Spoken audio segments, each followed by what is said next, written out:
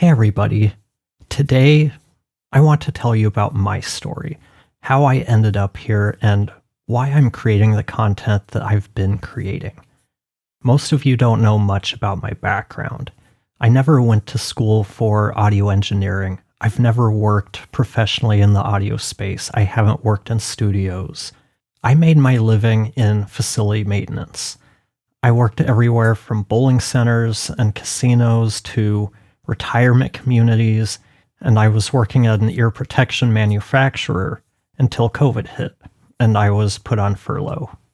Tara and I had always wanted to start a business together, but we never had the time. Now, with COVID, we did. But we had one problem to solve, and that problem was me. She's the creative. She had the skills to offer services to clients, whereas I didn't.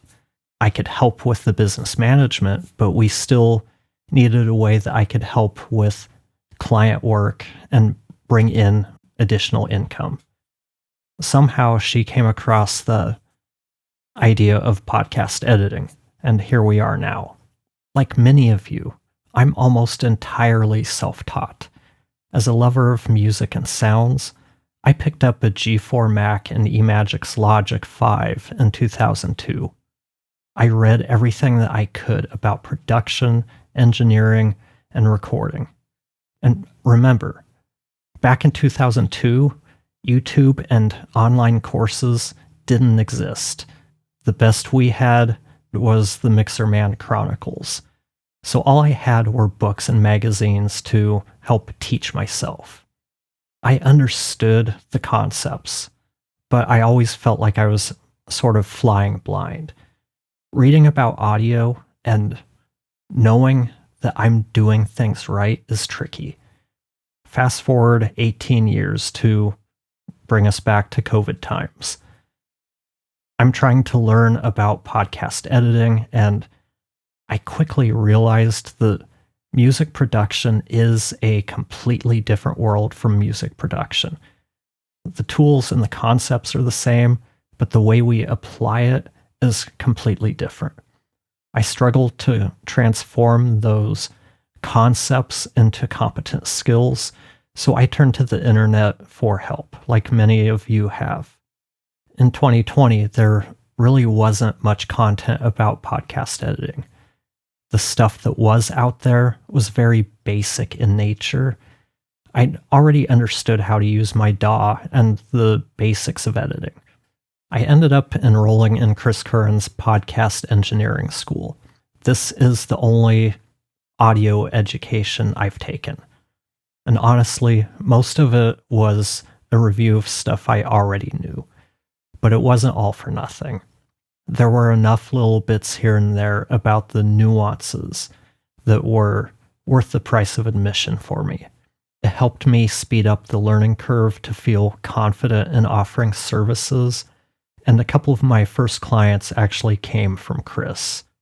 Looking back at things, looking at where my skills are now compared to 2020, there's been a big improvement, but most of those gains, they've come in the last 18 months or so. What I've noticed the most is how much I've learned from creating my course and helping podcasters and editors solve their problems with audio.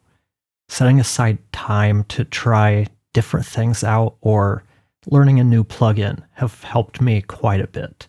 A/B testing plugins has helped. You hear talk about 10,000 hours, and I've found that for me, it's definitely applied to podcast editing. By spending so much time working with audio these last 18 months, I've really developed my critical ear and started to be able to apply all those concepts I've understood into actual skills and being able to identify what I want. For better or worse, I'm much better with EQ because I can more easily identify the frequencies I want to fix. The downside is it means I am more aware of things like resonance in general. And to bring this back to my why, When I was starting out as an editor, I was frustrated because there just wasn't much out there. It was too basic or produced by audio engineers who were teaching as if we were audio engineers. When I was doing research for my course, one person told me, I'm looking for something that will teach me how to do the work without going into the weeds with details. I don't want to be an audio engineer. I just want to become a better podcast editor. This opened my eyes to what so many people editing podcasts want. Not everybody wants to be an audio engineer. Not everybody wants to develop that level of understanding. It's with that mentality that I created the course. From that mentality, I took a hard look at the course and realized I'd made one fatal mistake. It lacked interaction, a way to get their questions answered or to get clarity on a concept that just isn't gelling. That's why I rebranded the course as Tansy Aster Academy, more specifically Podcast Editing School, and started creating the YouTube content. I hope I haven't bored you too much with my story. I tell it because I feel like some of you need to know or hear that you don't need to be a professional audio engineer to be able to produce good quality audio. You just need to find the best way for you to learn and put in the time to develop those skills. I can help guide you and speed up the learning curve, but you still need to put in the reps. If you're looking for guidance, feedback, or a mentor, please check out Tansy Aster Academy. Thanks for watching, and I'll see you next time.